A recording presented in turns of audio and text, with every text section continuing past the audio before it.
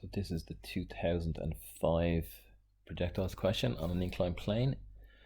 So with it being the last year in 2022, this is my prediction. Hopefully this will come up for you guys. We've got a plane inclined at an angle B or beta to the horizontal. A particle is projected up the plane with this initial velocity u, as it always will, at an angle alpha to the incline. So a version of this question. Let's have a look at our diagram. I'm going to set up our equations. We have our inclined plane and we have our projectile projected with u. The angle B is in here dealing with acceleration, and the angle A is in here dealing with the angle of projection. So we have our initial u cos alpha in the I direction plus u sine alpha in the j direction for our projectile. We have our accelerations of minus g sine beta and minus g cos beta. Just set these up, my acceleration and my initial velocity.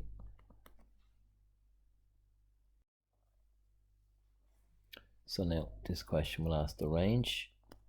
So to get the range, we have to look at just a quick sketch here. Particles up here, displacement in the y direction being 0. So that we get the time here. What's the time taken to get there? And then we look at s of x to get the range. And then they bring in this max part.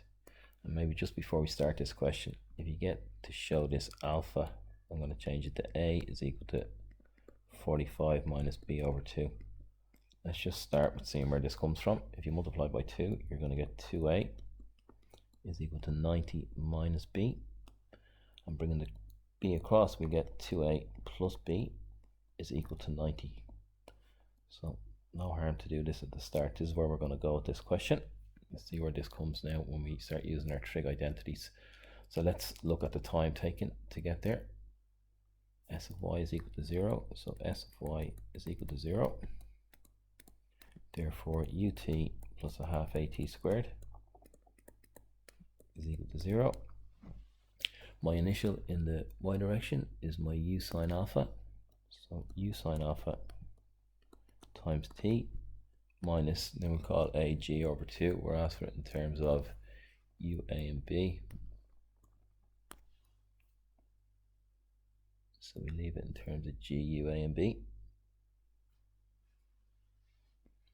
So a half my acceleration, g cos beta, I'm putting the minus in first, g cos beta by t squared equals 0.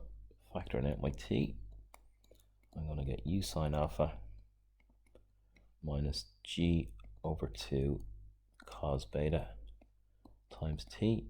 You can extend the fraction if you want, equals 0. So we have my initial t is equal to 0,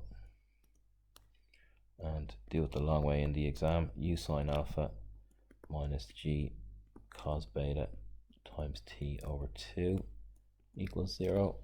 Now you're all tempted to do it quickly. U sine alpha is equal to g cos beta times t over 2. 2u sine alpha is equal to g cos beta times t, and finally t is equal to 2u sine alpha divided by g cos beta. Put a box around it, show the examiner what you're doing. So let's go back up and find displacement in the x direction, with this being our time. Just get your equations in view. So the displacement in the x direction, again, ut plus a half at squared.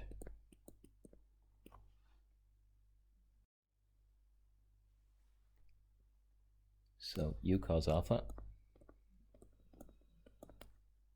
times t, which was 2u sine alpha over g cos beta from below, and then plus a half at squared. Well, a is this minus g sine beta, so minus a half times g sine beta times t squared, which we can put in. We're just going to square this guy. So 4u squared sine squared alpha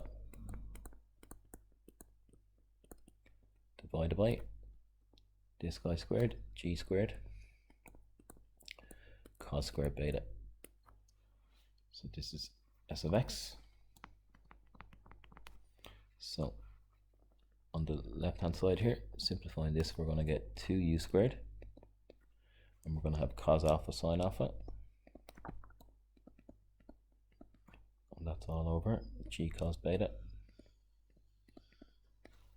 And then we have minus, and if you want to simplify it in one step you can. 2 into 4 goes twice.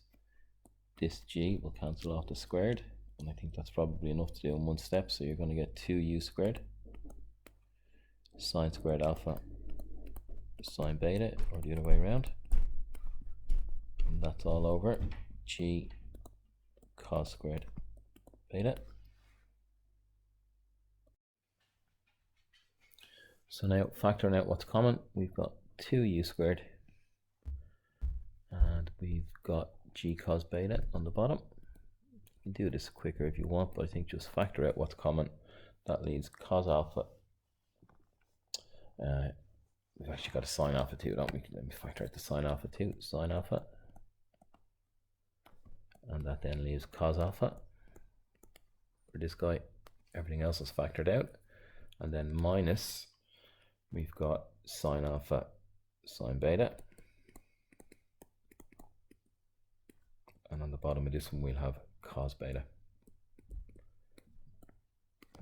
Simplifying these two, we're going to get cos A cos B by cross multiplying minus sine A sine B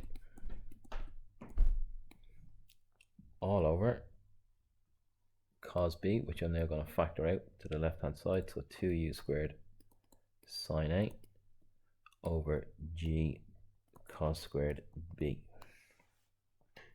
So this is about maximizing A, so we can factor out B here and get everything else inside.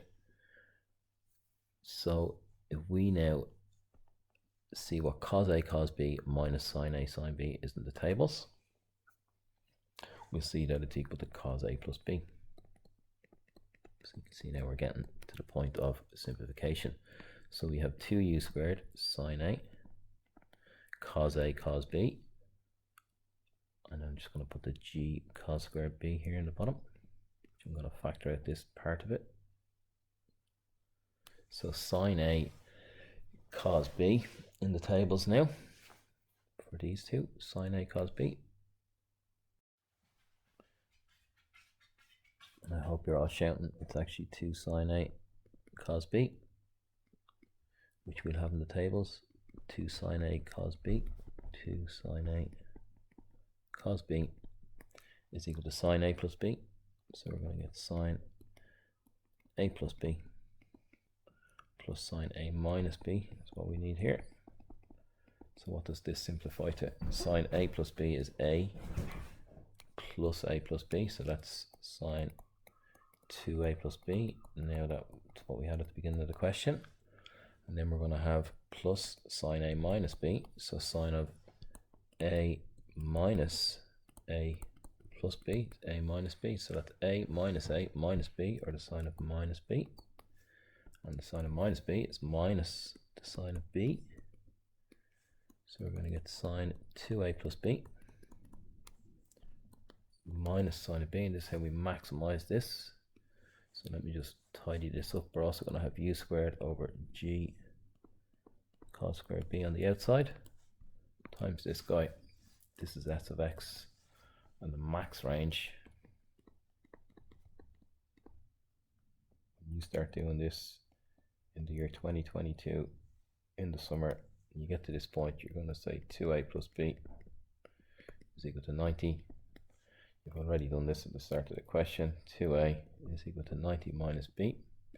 So the max range is when a is equal to 45 degrees minus b over 2. QED. Happy days. You've been told. Get ready for this question.